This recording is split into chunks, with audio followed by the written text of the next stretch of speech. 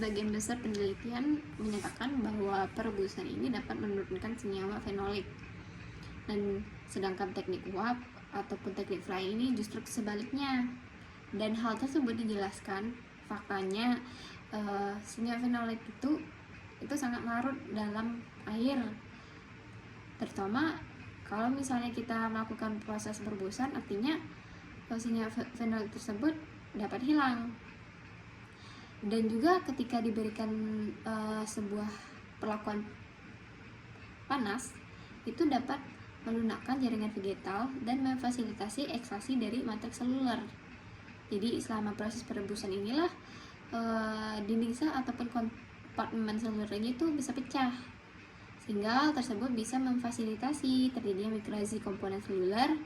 Konsekuensinya pelepasan molekul senyawa fenolik ini ke dalam air yang mendidih.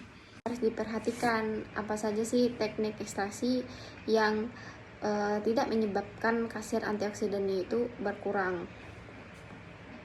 Kemudian ada artikel penelitian juga mengatakan aktivitas asam fenolik bisa menurun akibat peningkatan suhu. Namun ini bersifat relatif.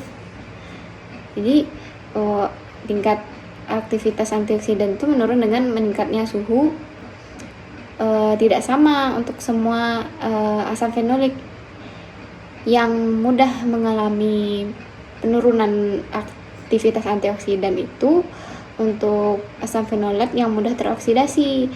Contohnya galat, kentisik, protosetesuik, dan kafeik yang menunjukkan penurunan aktivitas antioksidan itu lebih lambat dengan meningkatnya suhu dibandingkan dengan aktivitas mereka pada suhu 90 derajat Celcius.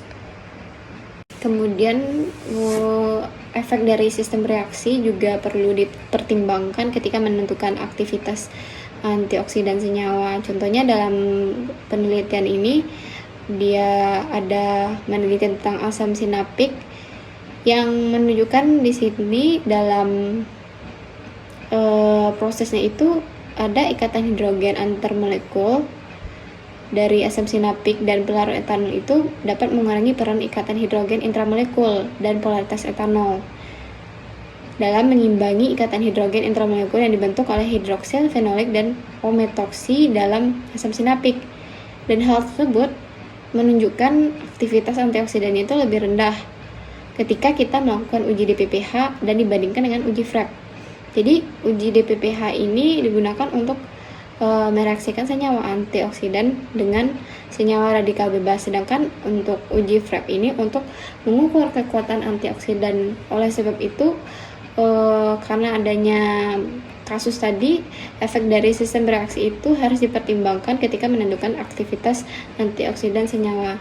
Dan juga untuk senyawa DPPH ini sendiri itu dia sangat sensitif terhadap cahaya, sehingga ketika terkena cahaya maka senyawa DPPH ini dapat rusak, dan juga dia sensitif terhadap suhu, sehingga suhu yang cocok untuk menyimpan adalah suhu dingin dalam proses penyimpanan.